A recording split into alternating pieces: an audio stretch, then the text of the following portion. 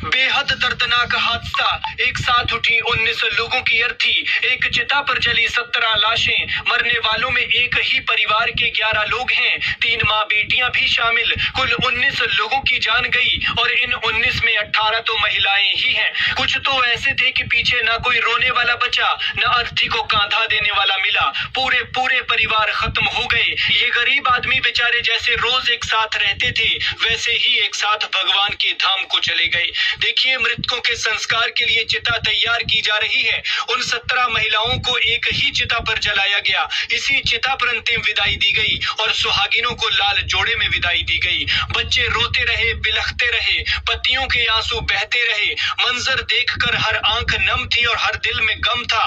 माहौल ऐसा कि मानो कुदरत भी रो रही हो और जब चिता जली तो मानो शमशान ही दहक उठा हो।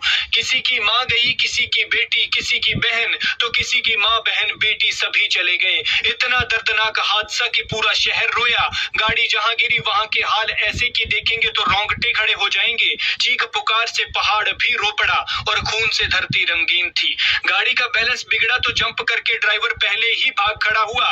थोड़ा आगे तक बिना ड्राइवर के गाड़ी चलती रही और फिर आगे जाकर गहरी खाई में चली गई।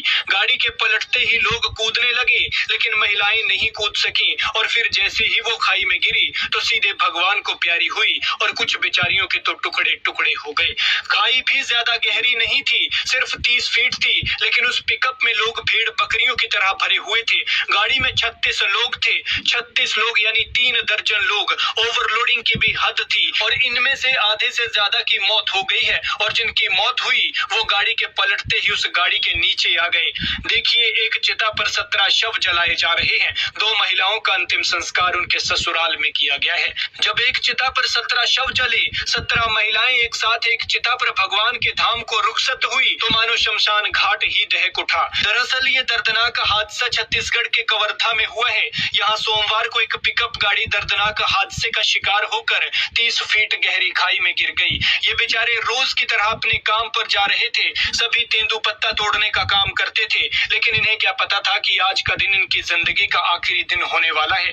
और फिर थोड़ा आगे जाकर ही ये दर्दनाक हादसा हो गया। सोमवार को हादसा हुआ और आज यानी मंगलवार को इन लोगों का अंतिम संस्कार किया गया। शव इतने थे कि पहले उठाने वाले कम पड़ गए और फिर सांत्वना देने वाले कम पड़ गए और चीख पुकार ऐसी कि सड़क से संसद तक कोहराम मच गया। हादसे पर राष्ट्रपति और प्रधानमंत्री समेत बीजेपी के राष्ट्रीय अध्यक्ष जेपी नड्डा ने भी दुख जताया है। एक चिता पर ये 17 लाशें कवर्धा के सेमहारा गांव में जली हैं। हादसे में मारी गई महिलाओं को लाल जोड़े में सुहागिन की तरह आखिरी विदाई दी गई तो मंजर देखकर कोहराम मच गया।